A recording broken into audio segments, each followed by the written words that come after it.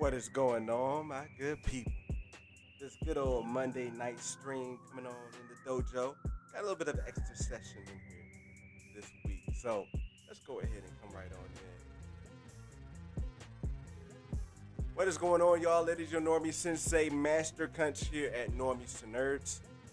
Hold up, let me turn it down. Turn that a bit. Turn it down a bit. Try that again. I am your Normie Sensei here, Master Cunch at Normies to Nerds, where we train normies to be nerds with their theories, and we have a bunch of nerds in here who are able to help our normies along the way that step by in the dojo on a regular basis. I mean, it's like Mike Porter, like the homegirl Felicity, Brian Stone, Tim. It's good to have all of you guys in here with us today. We got a great show coming up. We're going to be going over the Venom 2 trailer. We're also going to be talking about what Andy Serkis had to say about Venom 2 and how it relates to the MCU. Also, want to talk some Eternals. Got some Eternals 2 news. And then if we have time here in the dojo, we will be talking about the push for Emmys that Marvel is making, that Disney is making for Falcon and the Winter Soldier and for WandaVision. Do those shows deserve the Emmys that they're trying to go after? We'll be talking about that later on in the stream as well. XR Coon, Daniel, thanks for dropping in here. It's good seeing y'all today. Very much good seeing y'all today. So a couple of show notes. Again, look, great progress to my people in here. Good work. Let's clap it up. If I had a little clap emoji, a little clap, what is it called? Like an audience hand clap thing. If I had one of those in the background, I would really show those out because we're on that grind to 100 subs here at the channel. We got 5 new subs over the weekend. So we're at 85 right now. Look, I set the goal to be there by the end of June.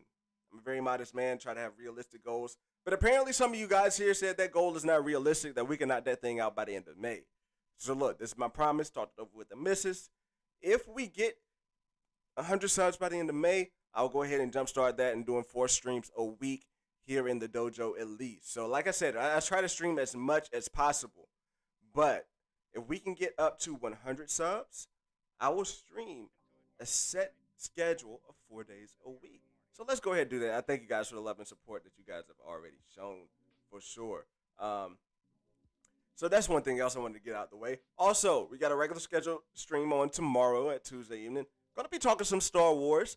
And then on Thursday, going to be talking some Star Wars again. A little preview to the Bad Batch as well. And then also some other nerdy news that's on the radar as well that I won't be able to get to today. We're going to be talking about that Thursday evening. So make sure you guys come back. But always turn on your notifications. Turn on your notifications for real. Because you never know when the dojo is going to open up. So yeah, and another note too here. Just kind of have a bit more of a different vibe than what I usually have. You know, looking back and reflecting here on the channel. Again, always trying to make things better here at the channel. Always. I know I do my evening streams here in the dojo. But I feel like sometimes I bring you guys morning vibes. And let me know in the chat if that kind of relates. I feel like I bring you guys morning vibes. Like I bring a lot of energy, try to be pumped up all the time. But let's be real. It's the evening time. It's 10 o'clock, winding down for the day. And I want the dojo to be relaxed here at this time of night. So, you know, I'm going to try to keep my vibe toned down. But, yo, if you guys get me going, if there's something that gets me going, yeah, I'm still probably going to have to raise my voice a little bit, if that makes sense. You know what I mean? Hey, what's going on, Star Wars? So, yeah, let's go ahead and get into the goodness because this is what I want to do. I want to run down the Venom trailer, get my reaction there. To be real, let me go ahead and throw this out on Front Street. When it comes to Venom and its actual self as the movie, I was okay on it. Like, I wasn't big on it. But here's the thing. The space where I'm at right now with superhero content is that we're getting a lot of it.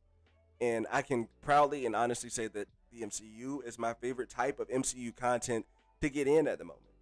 But we also have different types of superhero content that we're getting.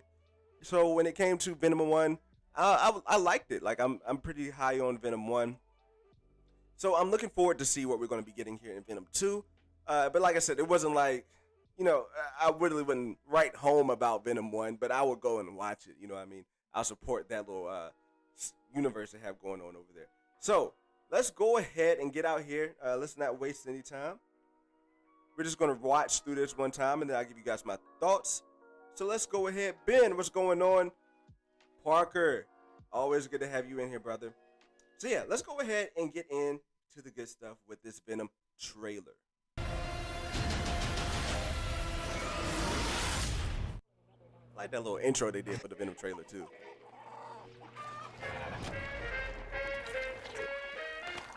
Yeah.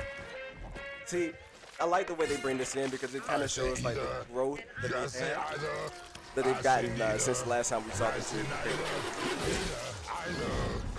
Neither. Let's call the whole thing off. Ta-da! Catch up. Excuse me? I like that. I just love it. Yummy. All right, so look, I want to stop it right there. I'm not going to do a bunch of this stopping and starting here.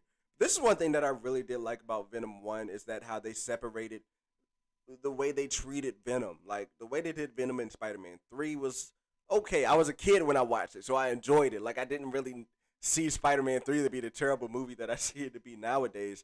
But to see how they really took on this take on Venom is one thing that I really enjoyed about the film. It was interesting.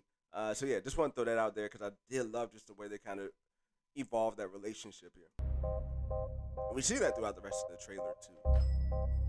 Good evening, Eddie. Hey, Mrs. Chen. Good evening, Venom. Function hall, Mrs. Chen. He says hi. Yo, Venom is one of the funnest voices. I've been thinking about you, Eddie. Woody Harrelson. Because you and I are the same. I always love it when a trailer can Every like decision we ever make. Who do we leave behind? And how do we leave them? Waiting in the darkness for the rescuer who never comes. Welcome back, Eddie Brock. It's been a long time. Miss you so much.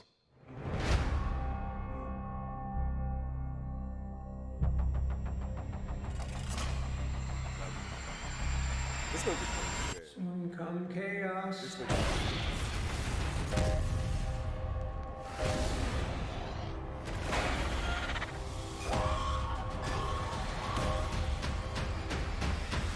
Chaos soon come.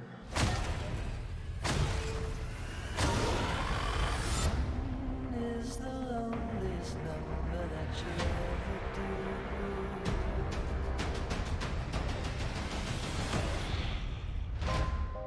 The chocolate delivery hasn't arrived yet. Here's the deal. What's gonna happen? You gonna stop protecting me? I am happy to eat, Mrs. Chen. No, you cannot eat, Mrs. Chen. What? Nothing?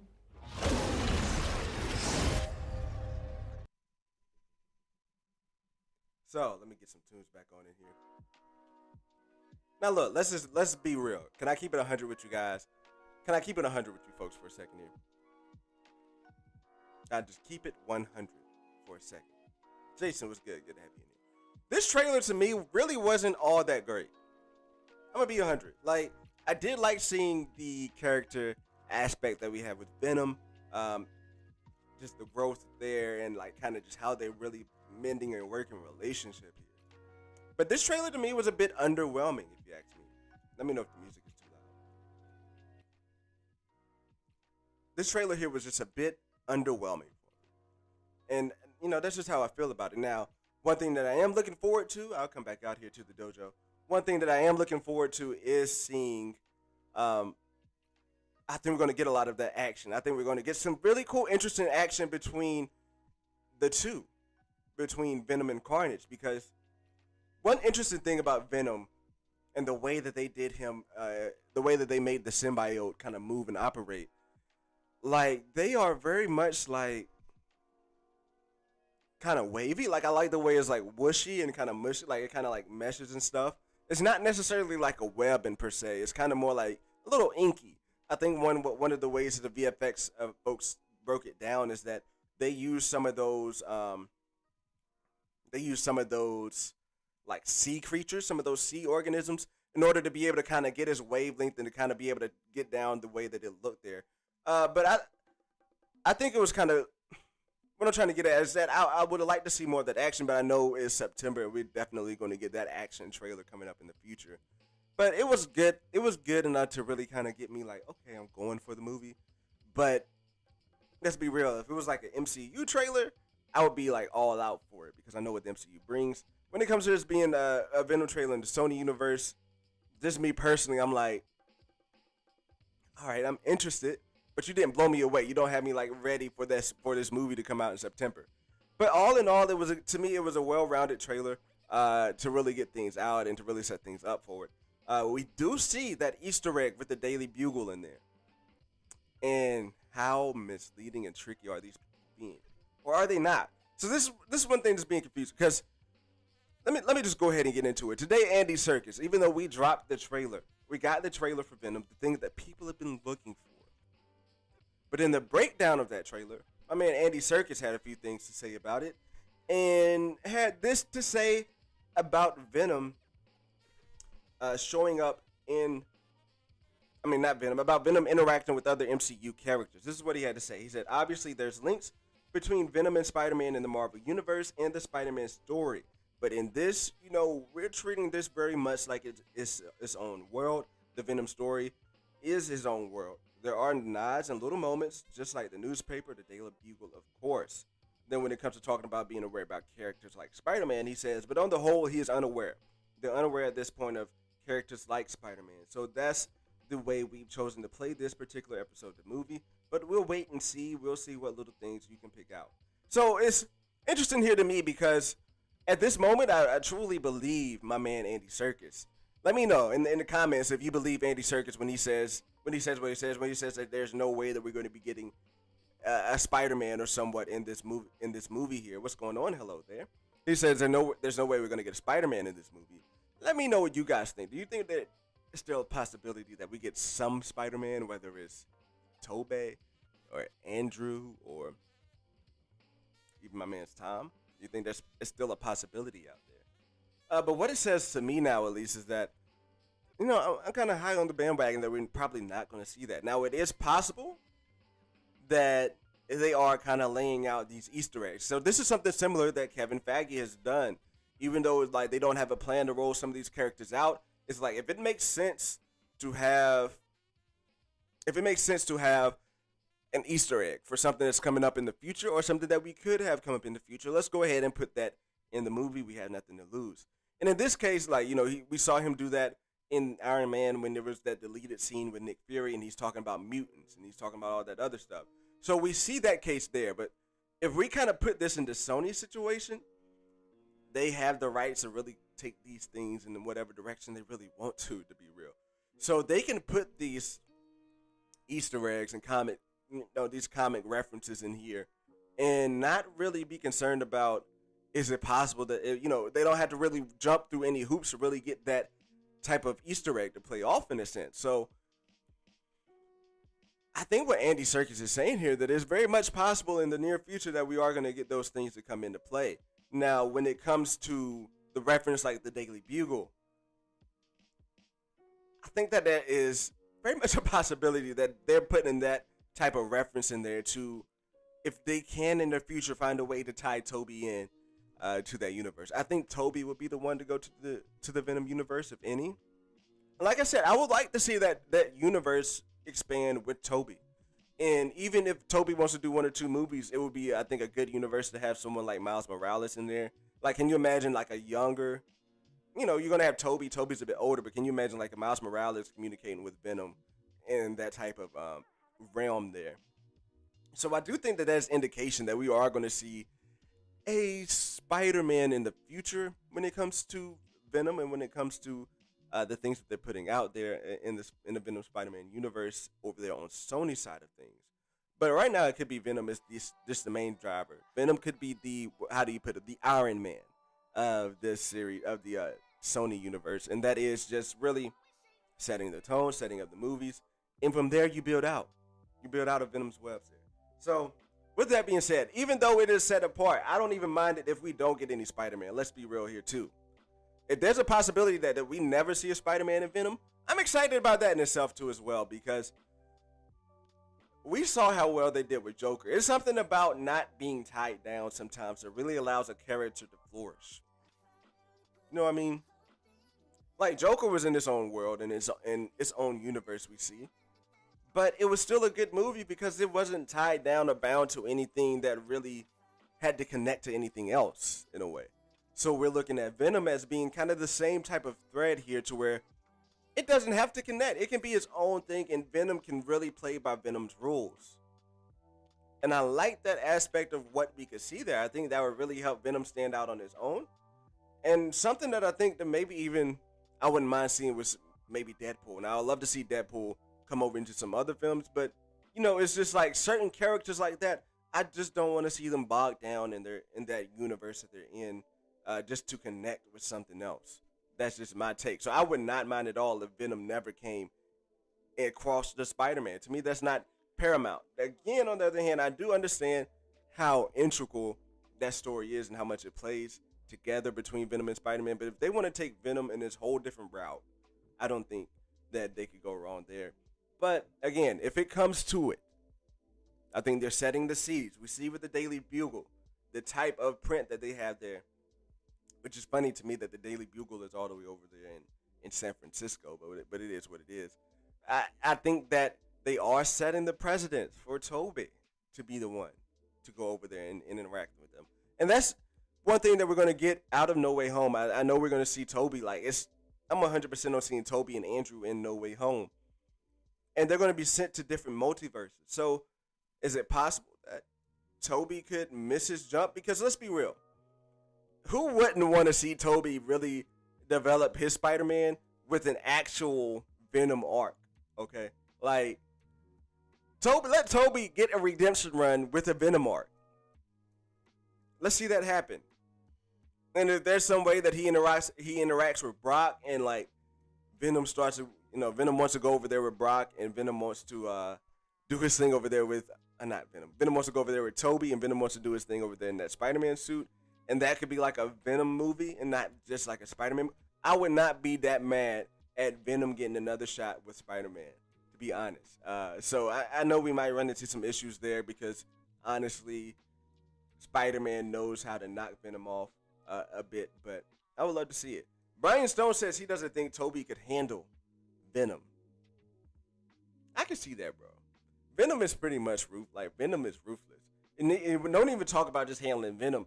We're going to see Carnage in this, but is it possible that we could see more of those symbiotes that came down, like those, I believe it was like a 5 different squad in the comics. Like we saw one of them in the first Venom. Could Tobey even hang with the rest of them? Like, that is a good question because Spider-Man be getting effed up. If I remember correctly, Tobey used to be getting effed up. He used to be getting effed up. So I don't know if he can handle Venom. You're right. That's a good point there. So let me run through these comments and see what folks are saying. Let me run it down here.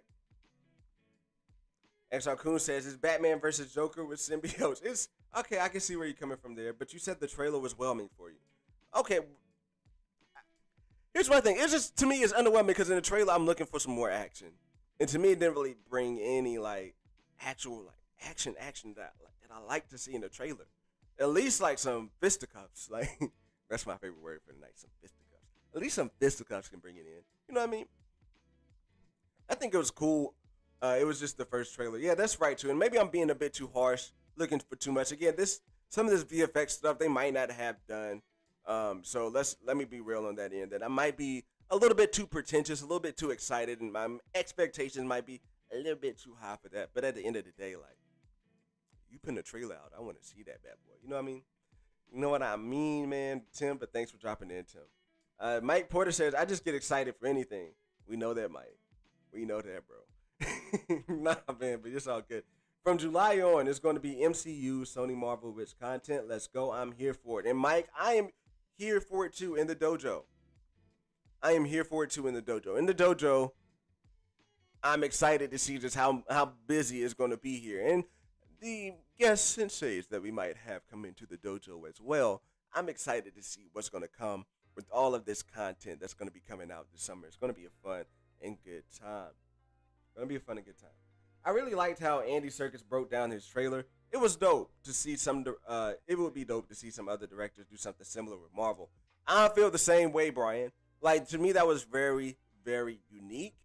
And the fact that he did that with just the trailer, like I'm excited to see that maybe he may come back and do that with the breakdown of the whole actual movie. That'd be dope. But yeah, we could get something like that. Like honestly, if Disney could be that much more transparent, if we could have one of the creators of WandaVision come on and break down like their season finale and break down the episode parts of that, like to me that would be extremely awesome. So yeah, I'm with you there. Like it would be dope, and hopefully Andy started something there with going on there and breaking down the trailer to his own content. So yeah, hopefully that's something we can get in the future for sure. Felicity says they got to at least have Spidey mid or post credit scene. But I feel the same Felicity as that. Like I would like to see Spider-Man, but it just doesn't feel like. I think it'll depend on where we are with Spider-Man Far From Home. Maybe they're not going to commit to that yet.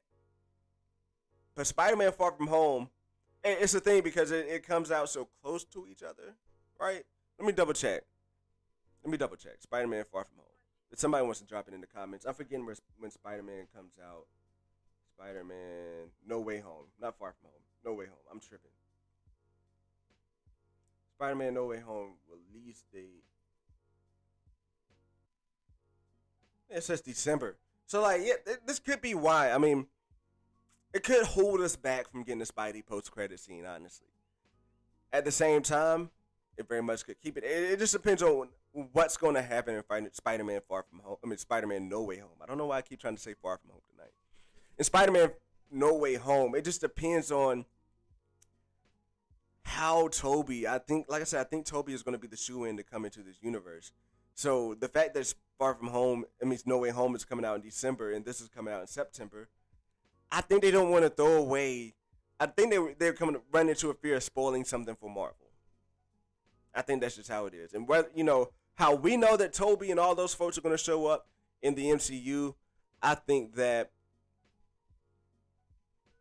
it's going to be a surprise. They want it to be a surprise whether we know it or not. They want it to be a surprise that these characters are going to show up in No Way Home. So, while it would make sense, Felicity, and while I feel like the same way that, we will want to see that happen, I think part of even why Andy's comments were what they were is that they don't want to spoil anything with Far From Home. With No Way Home. Because also, too, they make money off that as well.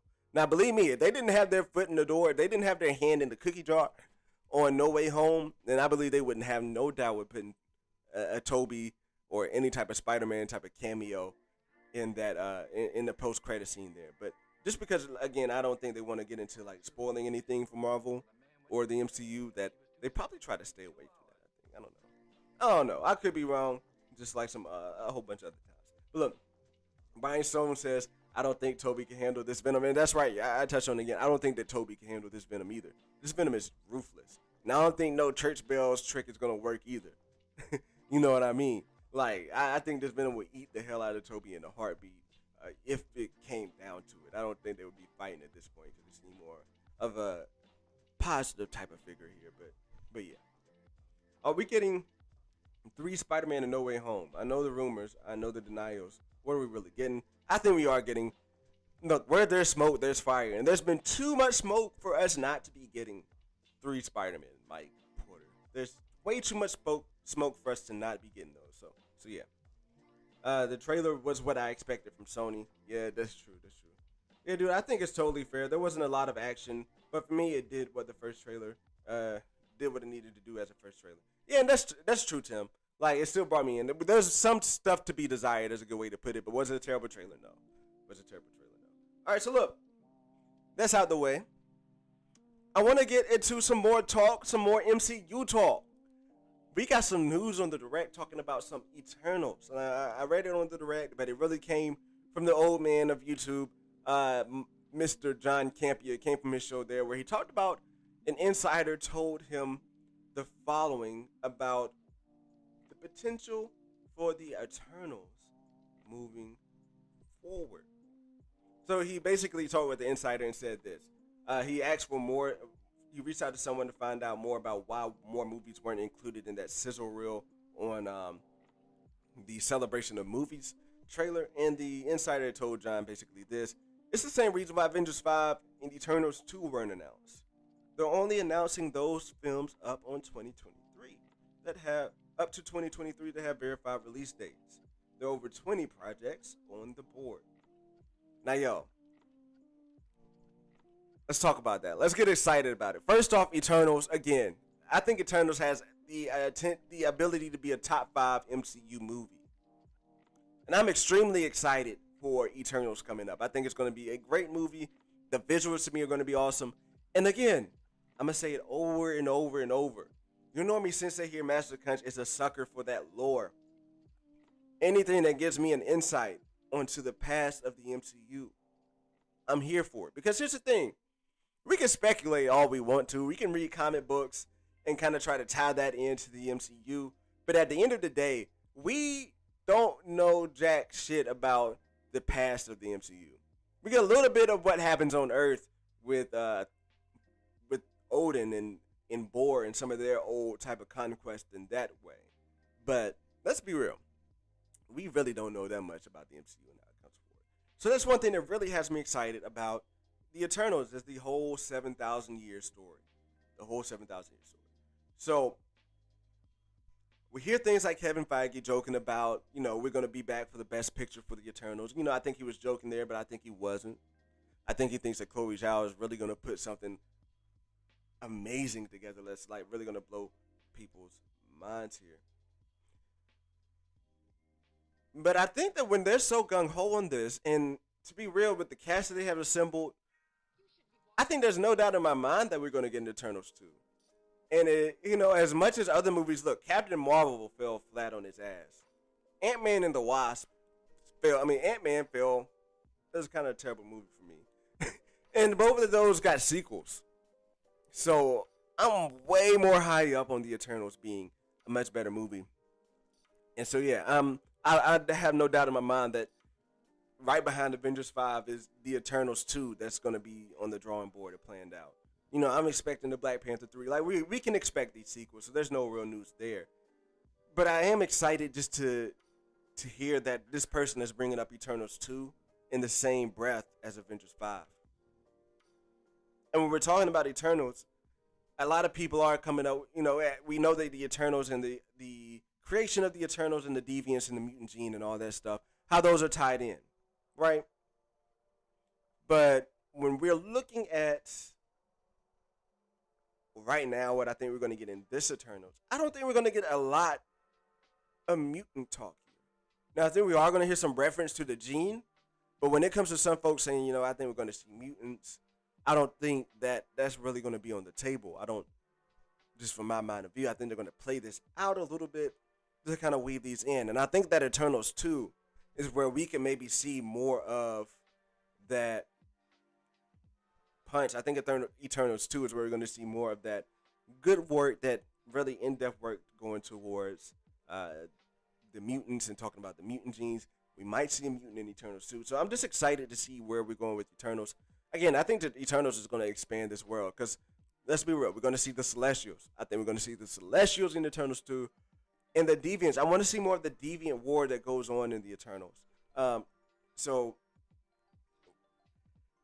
they're going to, have to explain how the Eternals weren't really kind of sticking around, weren't really participating in this story. And we've talked about this a bit, to where they're kind of going to be a little bit of not so much heroes in their own movie.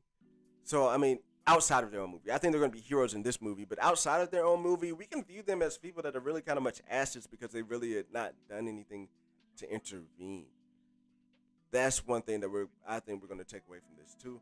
But then also, like I said, it's going to really, I think, lay some of those initial Easter eggs for the mutants, but I don't think that we're going to get all the way there. That's why we need that Eternals 2 to bring it on home and to take it home for sure. But again, I'm excited for Eternals 2. I'm excited for Eternals 1, excuse me. Like I said, I think it's going to be top 5 MCU. Just because, for me, because of the lore, I think it's going to have a lot of rewatchability because of the lore.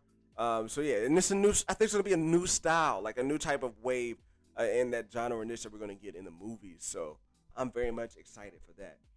So before we get into our last topic on WandaVision and Falcon and the Winter Soldier being pushed for Emmy consideration and whether I really think that they deserve it, they should get that. Let me hop back into these comments about these Eternals talks going on. So Felicity says, I never trust the studio mouthpieces about things like that. They're just trying to hype up the movie. Is this good? If it's good, I'd be excited for a sequel. That's true, Felicity. That's very true. But when it comes to Marvel, and I'm hearing how, like, I'm not used to hearing Marvel saying things are ridiculously good as they're talking about the Eternals. And really, it's a lot because it has a lot to do with me because of some of the things that Kevin Feige is saying. Not necessarily some of the, like, if the director and if other folks were saying things like that, that's one thing. But to me, when it's like the head of it talking like that, I'm just excited to see if they're gonna back that up. But I agree, like, but honestly, I think that even if it's not good, they're gonna get a sequel. Like, even if it's not as, and one is gonna make money. To me, it's like it's no doubt that's gonna make money. But if it's not really that good, I still think they're gonna get a sequel there. I hear there's a bunch of movies already in production that the MCU has not yet announced, says Mike Porter. And then answering that, Felicity says, why hold it back if it's already in production? You're the MCU, right? So to answer the first part, I think there are some secret things that maybe are in like more pre-production type phase. Like, I think at this point it's kind of hard to keep things under wrap if you go into production.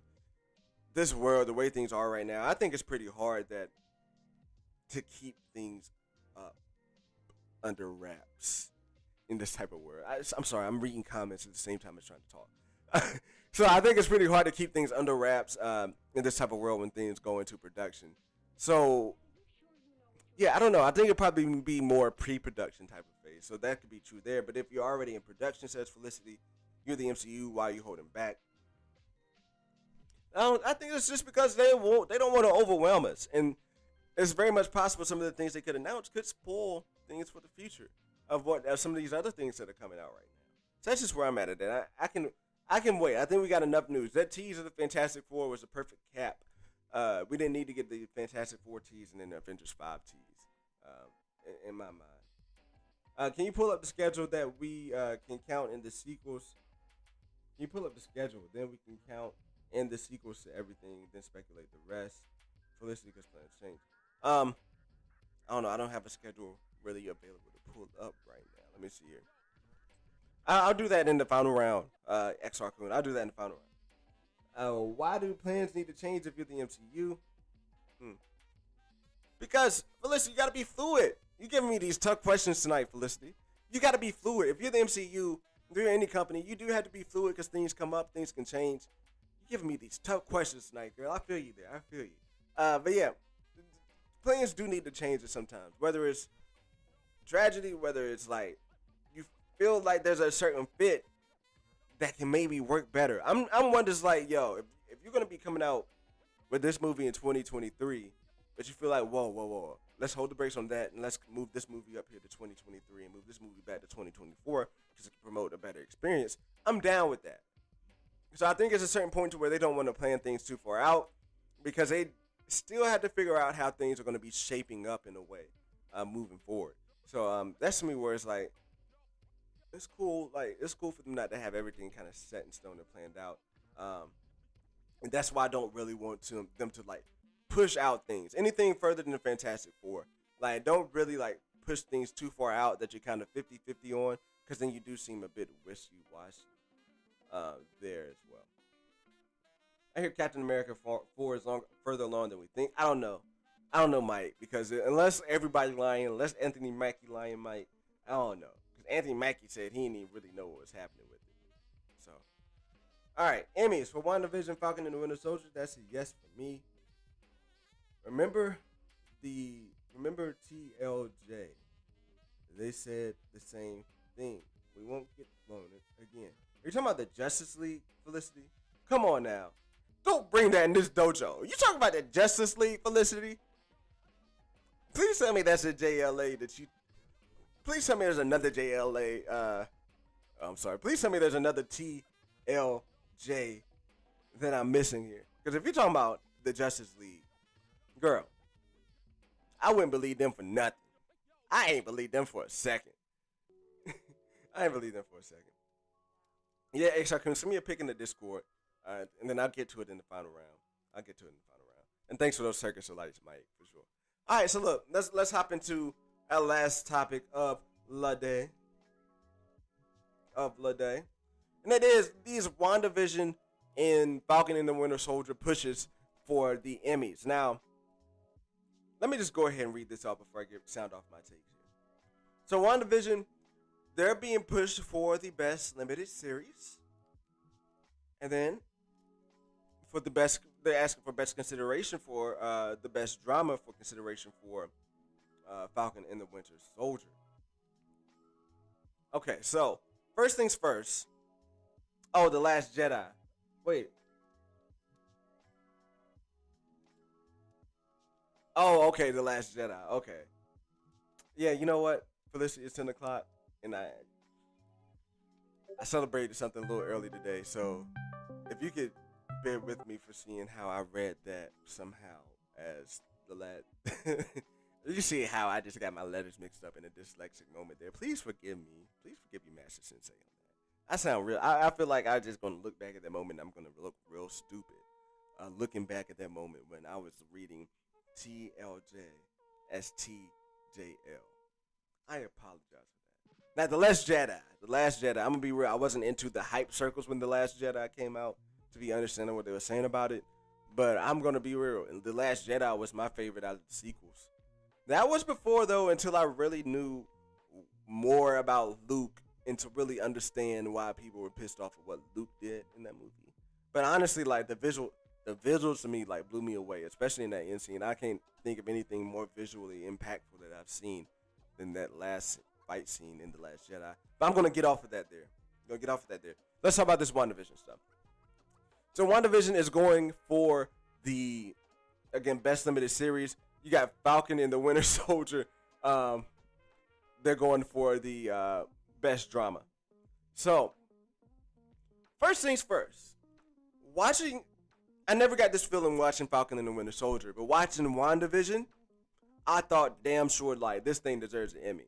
Like, the acting performances that Wanda was putting together, like, by the time I got to episode 3, and the acting performances that she was putting together, I'm like, this woman deserves an Emmy. And, you know, I didn't really put it in the realm of possibilities that the series could win an Emmy in itself, because to be real, I feel like these things are typically in a lane of their own, that they don't really, like, bode well when going up against more practical type of categories. That's why I've always said, for the last 2 years at least, that I think that the superhero genre deserves its own category in these Emmys. Like, that's just plain simple for me. I think it's time that you go ahead and just make this, you know, it's not sci-fi in a sense, in a way. Like, it's technically sci-fi, but it's superhero sci-fi. And there's enough superhero stuff out there, I think, that they could at least make it a category. And it doesn't even have to be a category with 1 or 2 nominations, or even a category with nominations every year. I know there's some categories and some other award shows that don't even really go full, because you know, they might not feel something meets the quality of it. But I think that if there's a piece of content that meets Emmy criteria, that it should be put in its own category.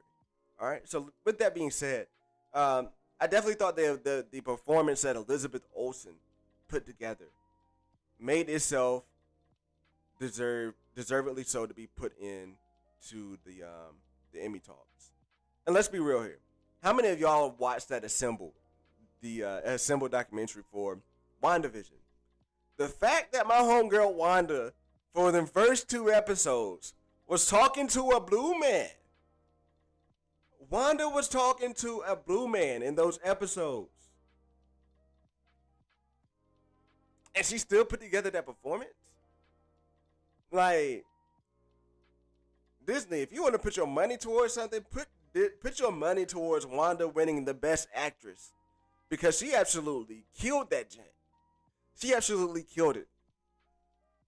And I think Agnes could very much get the Best Supporting Role because she sucked up the screen every chance he did. And, you know, I loved Monica Rambeau, and I would go out on a limb and say that she could be nominated for Best Supporting Role too, because I just love the way that girl was looking on screen. and the way she was acting, really making me a fan of that photon. So that's in itself there. But when we're looking at, just the performances that these folks put together, I'm not so really high on Paul. Paul Bettany did a good job, but he didn't really blow me away. The Wanda really blew me away. The way that my homegirl, God dog, I'm really blanking on her name right now, but my homegirl Olsen, Elizabeth Olsen, the way that she really threw that together, and like her performances from turning off that switch to saying no at the end of episode 2, like from the moments of her acting out those scenes, like really you got to put yourself, because when you're looking at acting out like you're in the 50s, so it's one thing to go back into a time machine and try to act out like somebody that's in the 50s, you wearing those clothes and everything, but it's another thing to act the way they did on television and those type of hygienes and those type of things that they did to really make it feel like it was a 1950s show. The way that she worked the set, the way that she worked the live crowd, all of those things coming in together, she really put together those. To me, she won an Emmy in the first 2 episodes. And I know a lot of people are like, I didn't really like the first 2 episodes. But to me, that's when she earned her Emmy, because she was putting together that performance. And that's the one reason. What's one thing that really stands out to me is that a lot of people who aren't into the comic stuff, they really like the first 2 episodes just because of what it brought. My wife loves the first 2 episodes. My mom, she loves the first 2 episodes. Like, those first 2 episodes were good TV. And that's why I think, at the very least, that Elizabeth Olsen should win an Emmy. And then, on a more reasonable note, that Catherine Hahn should win an Emmy for her performance. Because when you think about the role that she played in every generation. So when you go to the 70s, and you see Wanda and Agnes, like, they're acting the way they are, throwing that banter around. To me, it's perfect chemistry of a supporting actress. And maybe the story lent to itself because Catherine really wanted to be that role for her and to really kind of work her way into figuring out what she was doing and her ultimate motives. And to take the Scarlet Witch title from her when she had it confirmed, I guess that was her motive there. But really, the way those 2 bounced off of each other was just like something that you rarely see on television. So to me, she definitely deserves that type of credit there. So does Catherine. Their performance all in all. So before I get to Falcon, when we're talking about the whole series maybe being touted as a best limited series here, this is gonna shock a lot of people. And y'all know, like, I like WandaVision in itself. Like, I could put aside the boner joke. I've kind of taken in that my expectations were a bit too high, and some things. While I did expect to see Doctor Strange, and I still enjoyed the finale. But when you take the comics out of it, when you take our expectations out of it, when you look at what they did as a show on a critical level here, does it not deserve at least to be nominated? Does it not deserve at least to be nominated? Because let's look at it this way. They wanted to take this on. It was kind of like, look, this is our first show into WandaVision, and its name in itself, WandaVision, coming together. It's like we're getting to watch her television in a way. It's like WandaVision broadcast. And each week they're broadcasting a different time, a different era of television. And like I said, they're not doing it in a cheap way. Like, the effort that they put in there to do a live set, the efforts that they put in there to really, like, dress these characters, like, to really make these sets come alive, basing it off of old television sets. It wasn't a timepiece as far as being out in the real world. It was a timepiece behind television. And that's something that I believe really hasn't been done to the extent of what they did it here in this series. So when you're looking at it from a critical aspect, from the 1950s all the way up to the 2000s, they knocked that baby out the park, doing it in those ways. Whether it was the nods to, even from the commercials to the nods to Modern Family, like, they knocked those things out the park in that aspect. Also, at the same time, being one of the first to do this in the superhero realm, in the superhero genre, to bring that flavor to it, because not only are you going on the timepiece, on the time story, you're also going on a mystery of, like, what the hell is going on, what the hell is up with Wanda, Like, you're really trying to figure this all out together. You're going on that time stretch. So that's another reason to why it's like, okay, this show was really good on what they wanted to do. Putting the whole mutant expectations that we had with Quicksilver aside. Putting aside getting boner. Which, honestly, the boner joke may bode better for this Emmys argument than it does for fans actually liking this series. Can I say that? And let's talk about it, because honestly, the boner joke, the series could have fell victim to following its own formula with the boner joke. Because we must remember that at the time, when all this boner stuff was going on, they're in a timeline that's based on Modern Family, a comedy. They're in that timeline, they're in that frame of mind. So that's something to really think about. To where, as a writer standpoint, where you're really trying to stick along that, Ralph Boner really feels like a MCU, like a Modern Family type of joke there. So really, while it doesn't really bode well for people like me or for people who are in the MCU fandom, when it comes to actually putting things together for the show standards, to me that makes sense, because it's like you're sticking along in that trope. So really, I do think this show deserves to at least be nominated. Now I have to look and see what these other limited series could be, because honestly, it wasn't the best thing that I watched when it came to series on television. But again, when it comes to limited series, I'm trying to really think back on what those could be and things to watch. You know, it's not really anything that's a limited series in the superhero genre that we can really look at and call really kind of equal to WandaVision there. So that's one thing to really look into. But I think to be at least nominated, I think it deserves it. I very much think it deserves it. Now, when it comes to good old Falcon and the Winter Soldier, the best drama, I'm not so high on that. I'm really not. Again, Falcon and the Winter Soldier to me gets like a 7.5 for it. Yeah, 7.5, and that's still great. Like, don't get me wrong. Like, again, referring back to that list, it's still top half MCU caliber stuff.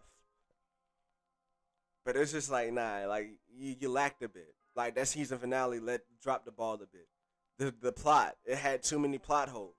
If this series was an 8-episode series with everything that we were supposed to be getting in it, then I could see it being the nominated best drama. The only way I can see this series being nominated as a best drama is for it to release the COVID cut, release the panty cut, at least. Release the panty cut, and then maybe this could be a best drama. That's how I gotta leave it there. They're gonna be leaving those things to the side there for that. They're gonna be leaving those things to the side for that. All right, so before I get into here to the final round, SR Kun been blowing up my Discord over here. To get into these the sequel list or whatever he wants to look at. So before I do that for my man's XR Kun, let me hop into these comments. Felicity says, Kendall, I feel you. My husband is dyslexic for real. Oh man, like yes. I don't mean to say, because I know a lot of people throw that around, but now like that could be a real challenge. And, you know, especially when you try to read things real fast, like your letters get. When I'm trying to read it out loud and say it off the fly, it's like my letters get a little tangled up there, and it's funny. But yeah, it's be a challenge sometimes for sure. You like what you like. I don't hate people because they like things I don't. And that's the thing too. Here's my respect part of that. I would respect anybody who doesn't like the sequels, because somebody who went back and watched things, and the more I'm getting into these characters, the more I'm disliking the sequels. So for people who are so invested in these characters and who have waited literally all these years for the continuation of Luke's story to come out and to see it happen like that, nah, I can see that. Because I can imagine that you all were waiting to see Luke, and you expect the first time you see Luke, like I could even expect to see him throw Rey into a training as soon as he sees her. You know what I mean? Like, I can expect that type of vibe, and then you're just going to have somebody just throw it. Like, nah. Again, I like it for the aesthetics, but when it comes to Luke, like I hated that. I hated that for you guys, so I can understand that for sure. Felicity agrees that WandaVision does deserve acting props, but not best show. Yeah, again, I think it could at least be nominated in a way, way. Because if, like I said, if you take out the character, if you take out the comic parts of this, I can see it being at least maybe nominated in a way. Daniel Fisher said, I need to watch the Falcon one too. Yeah, now the Falcon one was actually pretty good to watch. I did kind of enjoy watching that one. Mike Porter says, Catherine Hahn was perfect. Then episode 8 proved she was any good as an actor or actress out there. Catherine Hahn was great in her role, but episode 8 was such a stellar performance. Agreed. Elizabeth was great in 8 and 9 as well. I agree with that, Mike. Like in episode 8, she really nailed that. Like she really knocked the ball out the park in episode 8. You can put on clinics on what she did in episode 8. From her inflections to the way she really narrated that story, that flashback episode in there, yeah, episode 8 really hit like that. Mike Brian Stone, you said, hey, I agree. When you talk about the, let me know what you agree on. Drop it in there. Let me know what you agree on, because I want to go back to what you're talking about. As far as the Emmys go, it was Agatha all along, and she killed Sparky too. Yeah, Agatha gotta win at least. Yo, Catherine Hahn has to win at this point. Mike's hyping me up, and I have to go along with it. Catherine Hahn has to win an Emmy for her performance. There's no doubt. Or the Emmys are rigged like Debate 8. Mike, don't forget she bit a kid once too, and she did bite a kid. All right, and I just like the character development so much in Falcon and Winter Soldier. Yeah, I agree too. Like there was some great character development in Falcon and the Winter Soldier, but when it comes to just really bringing that Emmy flavor of what I think the only thing that I think they could have riding for them on this Emmys push is and they highlight that as well, is their way that they attacked the racial issues there, and really try to make a statement there. Yeah, that's cool, but if they win that off of the Emmys, you know what it's for, in a way. Like, you know, they're like really just trying to tick those checks for us on Black Twitter. That's what they really would be trying to do there. It's just trying to pander to us. And, you know, Emmy's an Emmy, but at the end of the day, I just don't see how it can really win. To be real, I think there's a few more other dramas out there that could possibly take that on. All right, so let's get out here to the final round ground. Give me a second. I'm going to go over here for my man XR Kun, go into the Discord. He hit me up over here. He sent me one of these. What are these supposed to be? Release dates? He said this one isn't up to date. It's not up to date. We can speculate. You know what? I'll still speculate about it with you, brother. Let me go ahead and bring it in here. So XR Kun, what do you want me to get into, bro? What do you want me to get into, XR Kun? If you're still in here, he wants me to bring in. Yeah, let me say that there. Because one thing that they did not do in the Celebration of Movies trailer, they did not lay out the things that are going to be expected with the Disney Plus series. Let me find a good place to put this in here. I'm going to move myself over a bit. I'm going to find a good place to put this in here. Alrighty. Ooh, don't want to put myself to the moon. I ain't going to send myself to the moon like they're supposed to be sending Dogecoin. Alright. So I think XR Kun wanted to get into these sequels.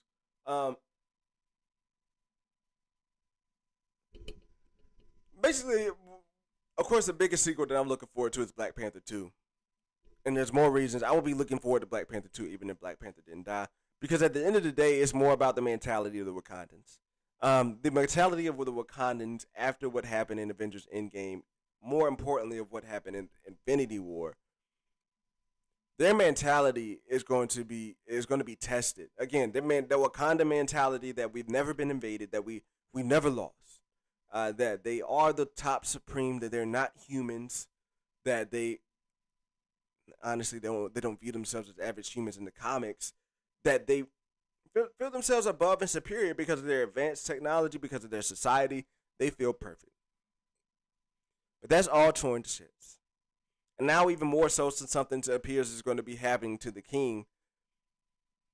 Now something's really going to have to go down. So we're supposed to be getting the world of Wakanda. I don't think that's on this list that XR Kun sent me. And again, these dates on here have changed for sure. These dates have changed on here for sure. But first off, we're supposed to be getting these series about Wakanda. But I think when we're looking at Black Panther 2, again, what I would like to see is a Game of Thrones vibe. If Shuri's supposed to take over this mantle for at least the movie, let me see Shuri be responsible for bridging the gap for Wakanda, for bringing Wakanda back together. I want to see those tribes. Like, that's, if you really want to sell like a Wakanda story, especially without a Chadwick Boseman, let us immerse us in the movie. That's one way to really get us out of feeling and our feelings about not seeing Chad, is to immerse us into the tribes. Now, I know that can be dangerous because then you're talking about bringing in some folks who might not really put in that performance. But again, when we're talking about people, I think anybody that's going to be brought in to do anything on Black Panther 2, they're going to be feeling the weight of Chad being there, not being there. They're going to be feeling his spirit. They're going to be feeling the pressure to really put on the best performance that they possibly can. And I think that could lead to a good way to really expand the world of Wakanda. And again, like I said, I would like to see the Game of Thrones thing where all of these folks could have their views to kind of fight for the throne. And Shuri, at the end of the day, is going to be the winner and could reunite Wakanda. And that's how you had that whole Wakanda Forever mindset there. So, yeah. Another sequel coming up is the Doctor Strange 2 Multiverse of Madness. That's also high on my list. Again, we did get those rumors last week of we did get those rumors last week of oh my god, I almost forgot his name. Shamu Garath, whatever you say his name. We did get those rumors of him for being a villain in Doctor Strange Multiverse of Madness, and I think it'd be interesting again for him to tie into WandaVision. I don't know who was here with me when we were talking about that, but if we find out that, you know, this entity could be the entity why everything happened in WandaVision, why she got her little kids coming up, he could be the reason why it's bringing these things from the different multiverses. The reason behind the boner joke, that could be cool because one, the character. Let me see if I can bring him up here. The character in himself is just nothing but a huge eye. The character's nothing but a huge eye. So, like, he's going to be cool. Let me, bear with me here, because XR Kun got me on a tangent. I'm probably only going to talk about one more title, because XR Kun got me on a tangent. I rarely do this in the final round grounds, but. Alright, this is a villain inspired in Doctor Strange Multiverse of Madness. And from what we understand, this villain, he ties into some things that we're going to be seeing happening. He actually ties into the Fantastic Four. He has a little bit of a tie-in with Nicholas Scratch, who is Agnes' son. And he also has a tie-in with Nightmare as well. And really, what he did was, in the comics at least, is he got into the Sorcerer Supreme's mind because is an ancient god, like ancient deity, who wants to take over this realm of Earth, basically. And he gets into the Sorcerer Supreme's mind. And Doctor Strange finds out that's how he's trying to get into the universe and come to life to the real world. So Doctor Strange, long story short, has to go and kill the Sorcerer Supreme in order to stop that from happening. Now, I'm not saying Doctor Strange is going to kill Wanda Maximoff, but what I'm saying is that this thing could be what's getting into this thing could get into Wanda Maximoff's head. And how could that happen? It's because she could be looking to get her kids back. This thing could be that voice, the demonic voice that's calling out to Wanda, tricking her into thinking that there's a way for her to get her children back. And yeah, while it'd be a bummer that those Devil in the Detail Mephisto things really didn't play out, I think this would be a safer bet for Marvel because they do really go in hand in hand. It'll really help them move things along in China. But I think it'll still be dope to see this thing in here. Doctor Strange is no stranger to fighting giant entities. He fought Dormammu, so I think it kind of be a cool thing to kind of stay on brand as well and to fight another giant entity, such as Shuma Garath. So, yeah, I got that out the way. I'll talk about one more property here. And the last one I'll talk about, I've talked a lot about Thor Love and Thunder. Another sequel that I'll talk about for XR Kun, who better still be in here. XR Kun, you still better be in here, bro. You still better be in here, bro. Another property that I'll talk about for him. Let's see here. I will talk about the Marvels. you know what? I'm getting more and more excited for the Marvels because I'm interested to see how they're really going to tie in these three characters. Are we going to see Blue Marvel in the Marvels? There wasn't a hint at that yet, but it could very much be possible. But like I said, I'm just excited to see how they're going to work these three together. Look, Brie Larson, I think, is really going to... She's always going to have haters. People are always going to feel a way they feel about Brie Larson. But if you ask me, when it came to her acting in Captain Marvel 1, it was more bad direction than it was bad acting skills. Look, I can see her being in there working every day, and the director, she could probably be throwing emotion in it and all that. And the director be like, oh, wait, hold up. You're brainwashed, remember? Let me go ahead and take this off because I'm done talking about it for today. I can see her coming up and being like, whoa. Bree, you're brainwashed, remember? Right? You can't be showing all that. There's no way a brainwashed Kree would know how to smile. There's no way a brainwashed Kree would know how to laugh properly when telling a joke. Come on. Brie Larson shows that she can act better in those Nissan Road commercials than she did in the whole entire Captain Marvel film. And also, too, in Avengers Endgame. I liked Brie Larson in Avengers Endgame. I liked her. So, like, that's why I'm like, I like the Marvels. Like, I'm going to be real.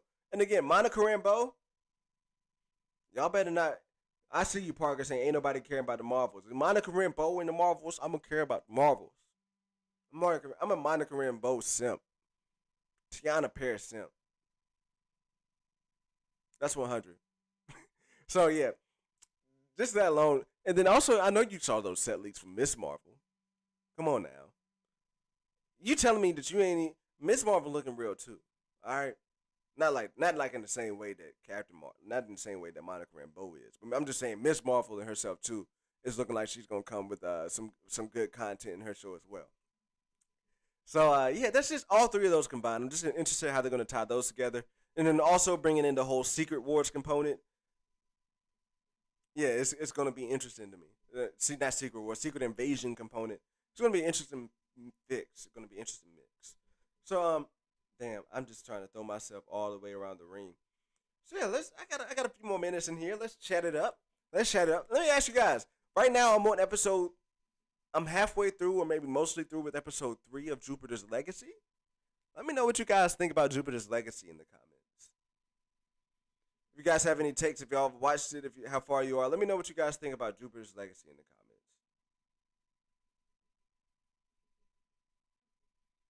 And I'm mad because I did all that talking. And XR Kun, if you're still in here, before I get into Jupiter's Legacy, just ramble. At this point, you know me, Sensei is just having fun talking with you guys. So before I go over there and hop on my PlayStation and play some MLB The Show, I am going to talk to you guys for a little bit. But yeah, XR Kun, I got you, bro. XR Kun really made me come out here and talk off the top of my head about these MCU sequels. And my man ain't even gonna say nothing in the comments while I'm talking about it. You see how your fellow senseis do you sometimes, man. Like you go through the effort to bring you download a whole picture off Discord.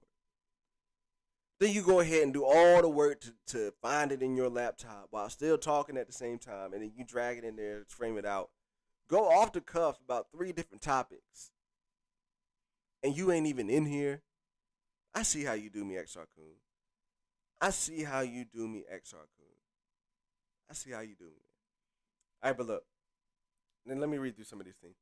Mike Porter says, yeah, it probably won't be nominated, but in my book, it should be. Like, the Endgame should have been nominated for Movie of the Year, at least nominated, because of the culmination of 20-plus movies. But that's just me. I think so, too, Mike. I thought that it should have gotten something. Honestly, I was like, Tony Stark. Like, can he get nominated for something? Tony Stark did a great job in that movie there too. So yeah, at that moment when I saw that Endgame wasn't getting nominated for anything other than the MTV Movie Award, like that on that regard, I was like, nah, it's time to go ahead and give these movies their own genre in these award shows. But superheroes movies aren't real movies, right? Says Parker. Apparently they're not, right? Like apparently we don't want to. want to associate them with some of these real categories here. That they better wake up.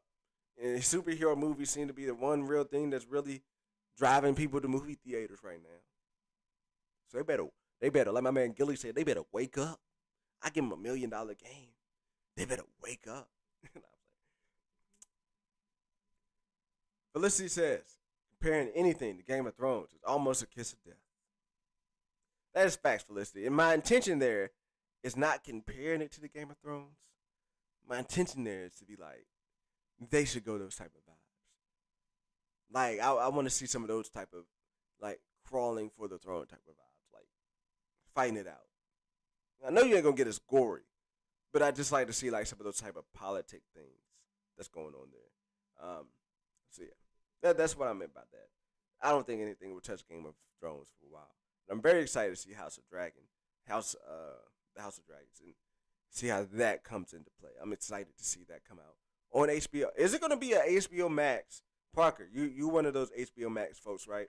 Is the House of Dragons going to be an HBO Max exclusive, or is it going to be an HBO thing? Let me know before I Google it. Felicity says, Rogue snatching Captain Marvel's powers, 10 out of 10. If it doesn't happen in this movie, I want to see it happen. That'd be so dope, Felicity. I want to see that happen. If it doesn't happen in this movie, let it happen somewhere down the line. In the next movie, maybe, that Captain Marvel is in. I'll be here for it. Ain't nobody gonna care about the Marvel, says Parker, and I talked about that already, and you said you F for Monica. Who does it? If you don't F for Monica, you something else. All right, but here I am on Jupiter's Legacy. Before I get out of here, quick take. I am like 3 episodes in at this point. Yeah. I'm going to keep watching it. I'm going to keep watching Jupiter's Legacy. But ask me if I'm really here for it, and the answer is no. The answer is no. At least at this point. They still got, 4 episodes to really wow me, to really bring me into things. Let me close this up. Parker says they announced 6 Game of Thrones spinoffs. Well, brother, 6 is too much. 6 is too many spinoffs for me, bro. I'm gonna come back to that. But nah, when it came to Jupiter's Legacy, it's like, the reason why I'm off of it is because it's just a little too dramatic for me. And Felicity said it best last time we talked about Jupiter's Legacy. Felt more like you're jumping into a jumped up CW series. And that's what it kind of feels like. It's drama. It's drama. It's soap opera. I wouldn't even say drama. It's soap opera.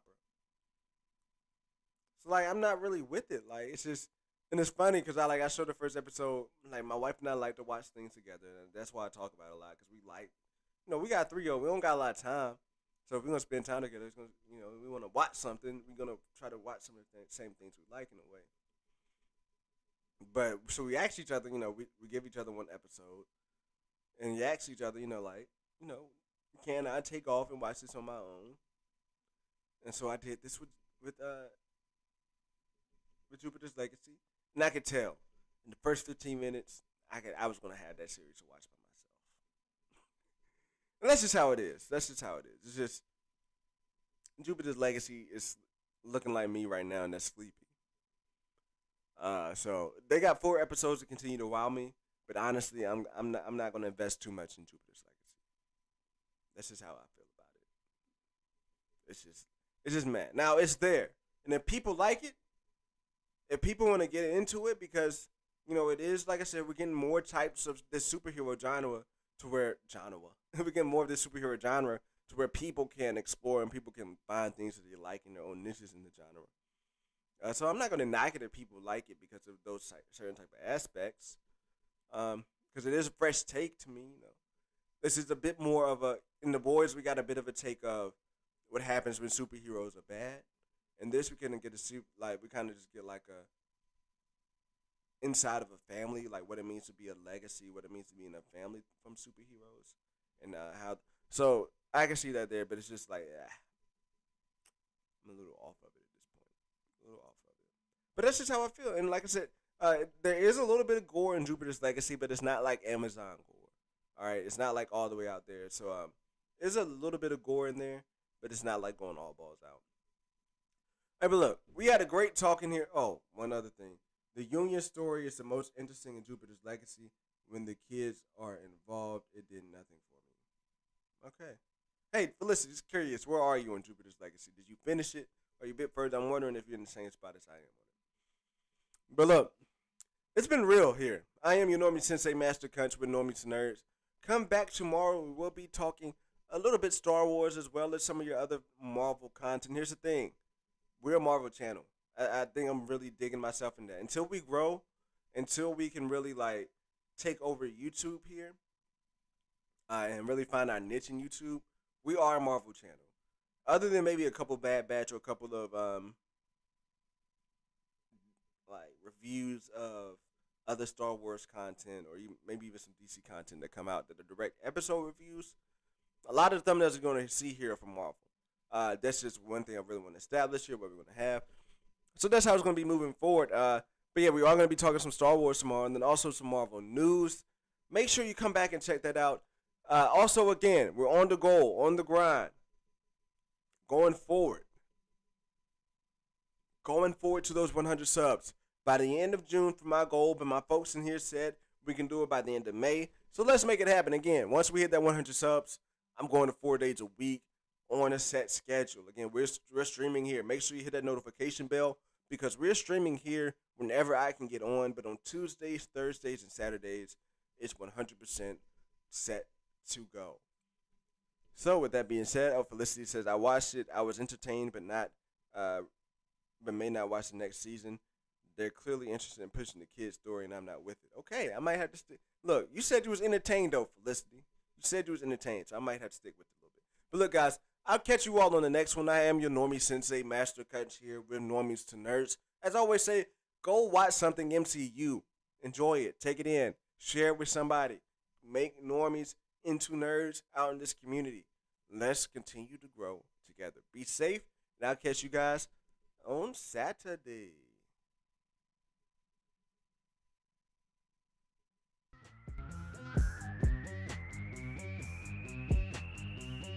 Oh yeah, I forgot to mention. It's right out you. My friend named C. Hey. I'm a love. Hey. I know I missed karaoke this week. I see we didn't have karaoke this week. I missed it. It's all good. I'll catch you guys on the next one. Thank you all for dropping in. It's always